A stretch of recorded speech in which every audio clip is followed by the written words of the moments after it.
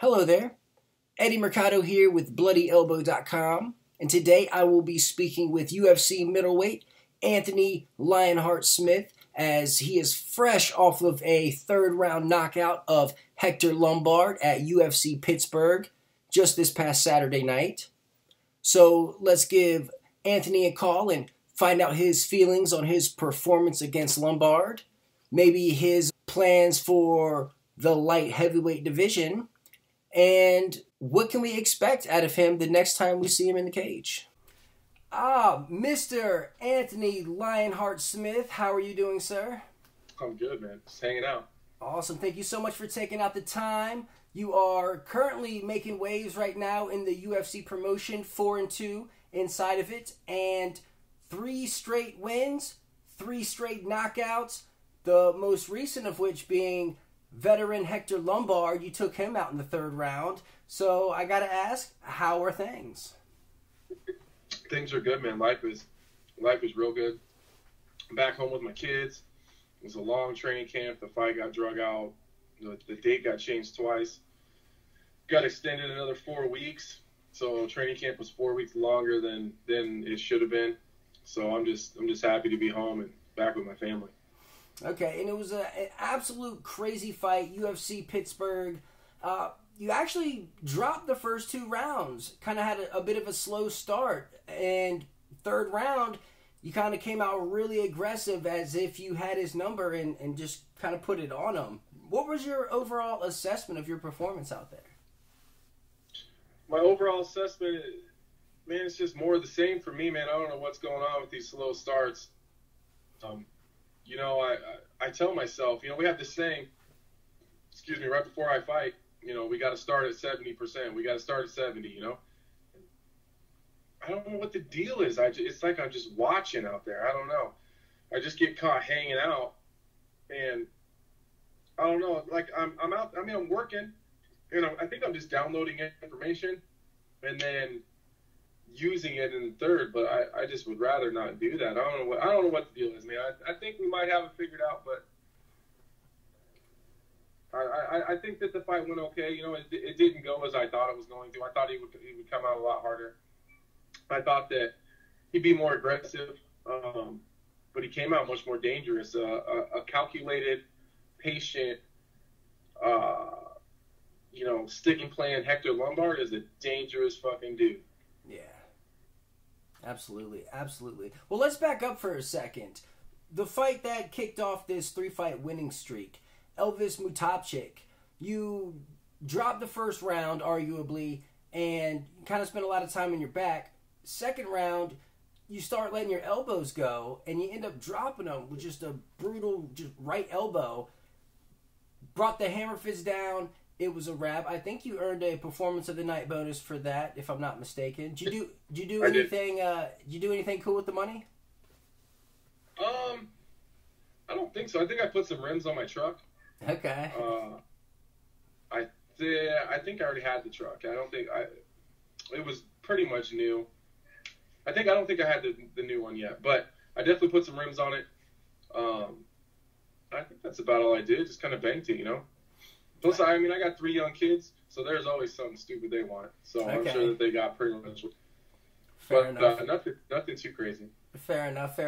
Well, after that, you fought Andrew Sanchez, and Sanchez was able to put you on your back a bit, but ultimately, the third round, you're rallying, you put it on him, you start really taking it to him, you catch him with a beautiful, well-timed head kick off of a combination while he's up against the cage.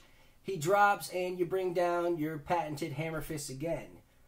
I gotta ask, what is it about your hammer fists that are just putting everyone away and not giving them the chance to recover? Is it the hammer fist, or is it the strikes before that?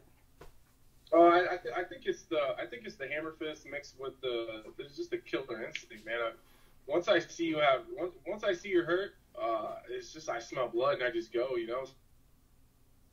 I think just with my leverage and my long length, I use my hammer fist kind of like you would crack a whip. It's pretty similar to that because my arms are so long. I think that they're just so nasty because I do kind of crack them like a whip. So, and it's for someone as long as me, a guy like I don't know. Think about like Thiago Silva.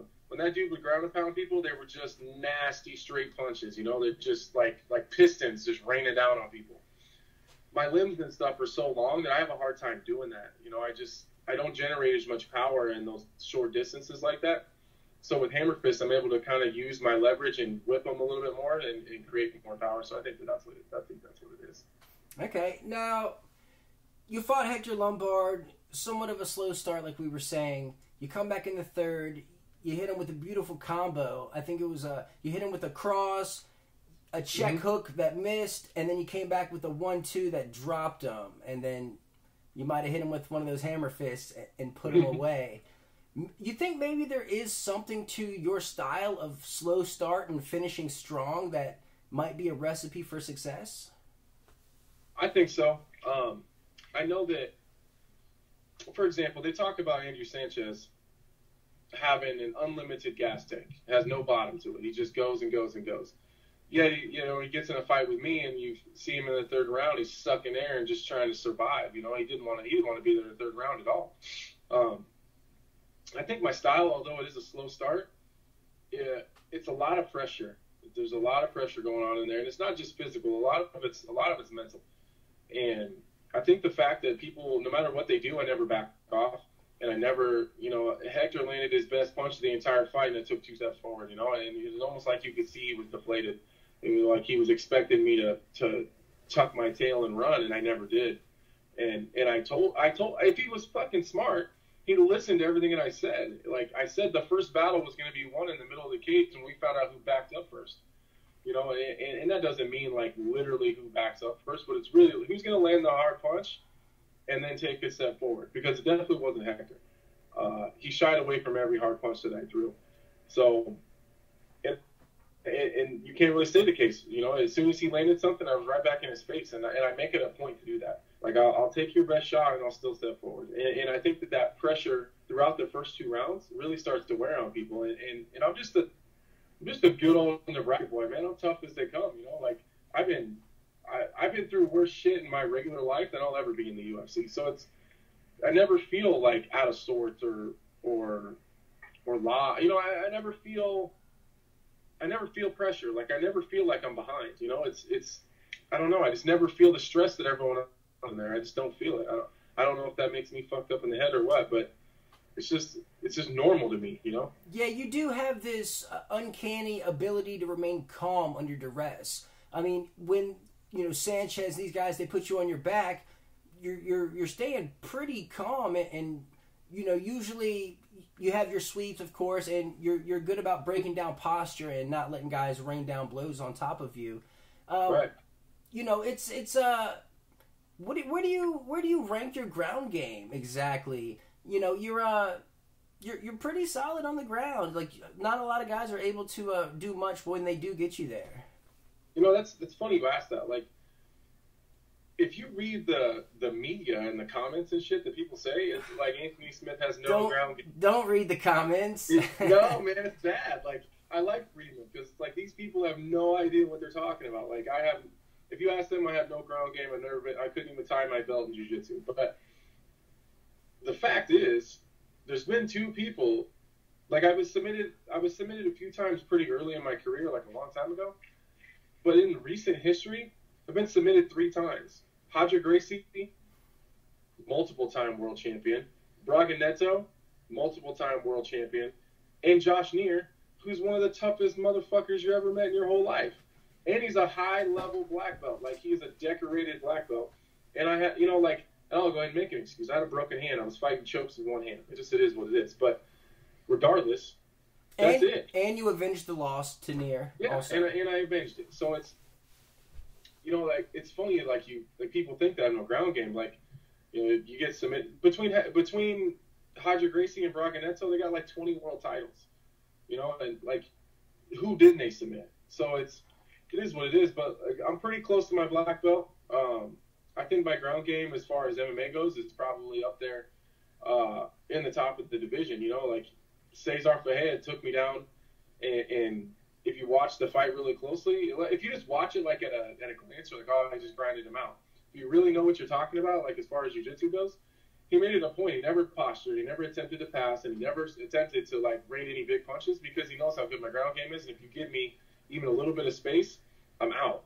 You know, Andrew Sanchez is a world champion grappler. No, and everyone seems to forget that, and they don't talk about it. And I swept him, and then defended every single one of his takedowns after that. So it's like, you know, I just choose to fight a different way. Like, my ground game is probably, if we were going to rate it, if you just said a scale of 1 to 10 and say my striking's a 7, my ground game's a 9. My ground game's much better than my striking is, and always has been. I don't know, I just choose to fight a different way, I guess. It's more aesthetically pleasing to the fans, and I like to hear people go crazy. Fair enough, fair enough. So, about you being calm under duress, what in your personal life kind of prepared you to, you know, be in the fire, yet emotionless and just focus on the task at hand? I don't know, man. I've just been through a lot, you know, even as my career, if you talk about just my career, it's a lot of ups and downs and just overcoming adversity and just shitty situations and just kind of how I grew up. I didn't have it easy, you know. I put myself in bad positions and I just had a tough time, you know, growing up. I wasn't smooth sailing, and you know, it would take a whole 4-hour-long conversation to get through all that shit. But it's not anything that I attempt to do. I'm just not affected by the stress that everyone else is, you know. Like, every other fighter, like, you can almost see before they walk out, they have this amount of stress, and you can almost see their hands shaking, you know, like in the locker rooms before all these fights, people are just stressed the fuck out. Like, and I totally understand why they would be like that. I'm just not. I just always look at life different, you know. Like, I'm doing what I love to do, and I'm getting paid pretty good fucking money for it, and I don't work a regular job. I you know, like, what's today? Wednesday? I'm sitting on my front porch drinking beer. You know what I mean? Like, I got it pretty good in life, you know. So I don't see the reason to be stressed out. If you're that goddamn stressed out, then you need to find something else to do because you're not enjoying yourself. I love the process. I love the actual act of fighting. I enjoy it. Like, you know, I don't even know. Like, the smell of blood drives me crazy. I've said that before, and people think I'm nuts. Like, I just love fighting, and I don't mean like I love winning or I love doing well. Like, I love actually fighting. Like, the act of landing a knockout punch, it's like hitting a sweet spot on a bat in baseball. It's just, that shit just drives you crazy, you know. And just like holding another man down and just raining elbows is just, I just get off on that shit. So I just don't feel the stress. It's excitement, you know. I get anxiety right before, but it's because I can't wait to get out there.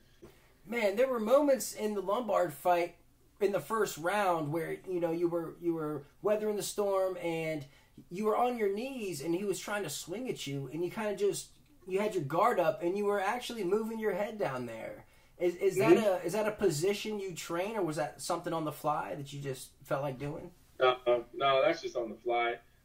It was kind of a weird thing, you know. It kind of just looks like, oh, he's just moving his head or whatever, but really I was stuck because the way that the rules work in Pittsburgh or in Pennsylvania, I guess, like their downed opponent rule is really weird. So like if you have a palm down, or if you have if your knuckles are touching the mat, and it's like if you got one knuckle touching the mat, you're not a downed opponent, so you can still be kicked in the head there. So like I was trying to figure out, all right, so if I got one hand down, but it's not my palm, and then like one finger, like, can he still kick me in the head?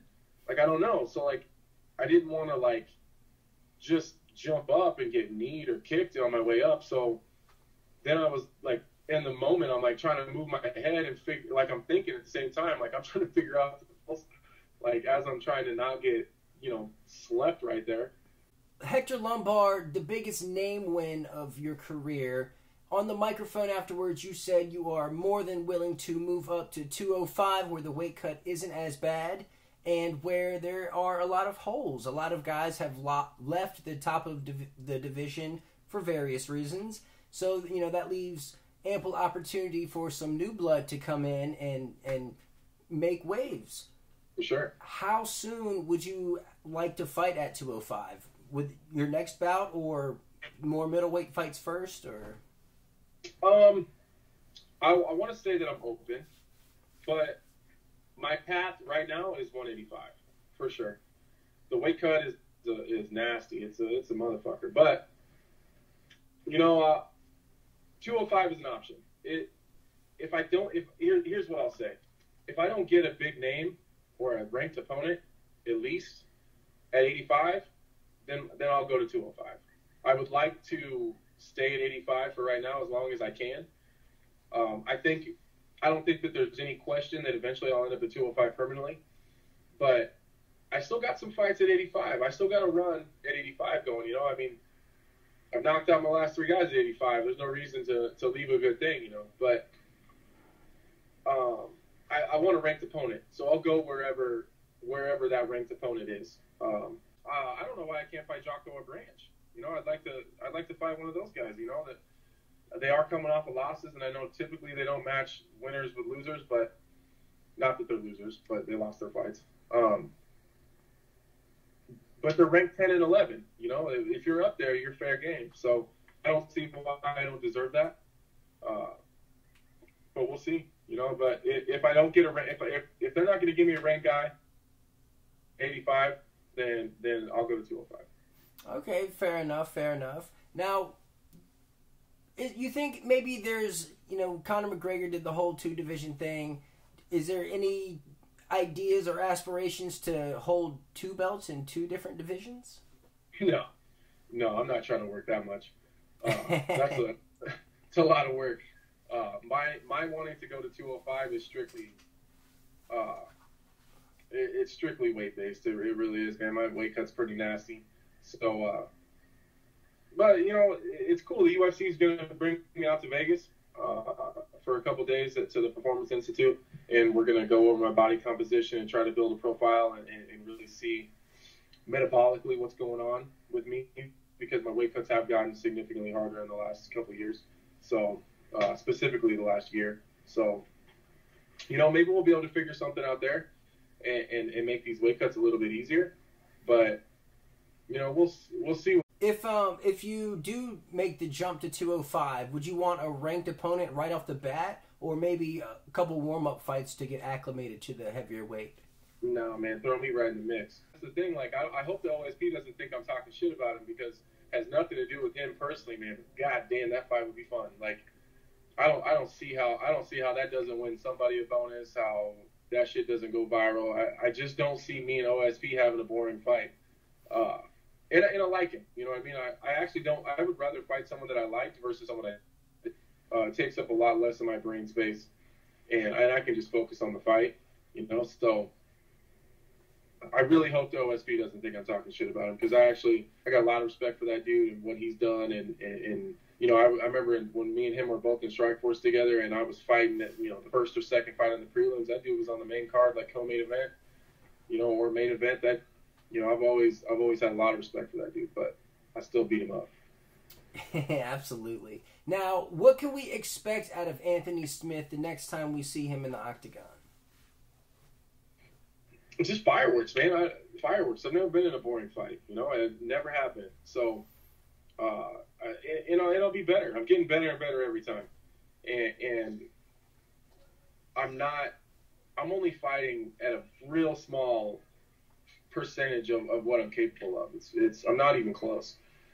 The fight that I fought and the fight that I fought in my head before the fight are light years apart from each other. I made a lot of mistakes. I did a lot of things wrong. My output was low. My volume was low. I kind of threw the game plan out the window at one point. I wasn't the most. I didn't listen to my coaches as well as I normally do. Normally, I'm like a video game, and I didn't do that this time. I don't know why. I got kind of wrapped up emotionally towards the end of the second round. I just got to be better. I got to be a lot better. I was good enough to get the job done, but I wasn't anywhere close. I should have walked right through Hector. Had I performed how I was training and what I was prepared for, it would have been a much easier night for me. So just a better version of myself. I hope that people stick with me. I know that sometimes I'm hard to watch fight because I just like, you can see it's there and I just don't do it. You know what I mean? I'm just, sometimes I start slow, and I hope that I hope that people just hang with me for a minute. Let me figure this shit out. Well, 3 straight knockouts. I'm pretty sure people are going to be sticking with you. But you got any sponsors or people that you want to give a special shout out to? Yeah, man. I want to thank just my family for dealing with this shit. You know, I was gone for a while. You know, I still came home on the weekends and stuff, but it's tough. You know, I got 3 young daughters, so you know, mama's here all by herself, and that makes it tough. You know, so definitely got to thank her. Nissan of Omaha is one of my longtime supporters. They've been supporting me since the beginning of my pro career. So definitely gonna thank them, and then just the fans, man. That's the shit that I do it for. You know, that's where the Lionheart comes out. You know, people are going crazy and yelling and screaming, and you know, that shit that just fires me up. So that's it, man. Awesome. Well, how can we follow you along in your journey? What are your social media outlets? I'm on Facebook. It's Anthony Lionheart Smith. I'm really active on Instagram and Twitter. My Instagram is Anthony Smith UFC, and then my Twitter is at Lionheart Smith. So okay. Awesome. Pretty active there, pretty much there every day. So awesome. Well, Anthony Lionheart Smith, thank you so much for taking out the time. You're currently 4-2 in your UFC run, winning of 3 straight.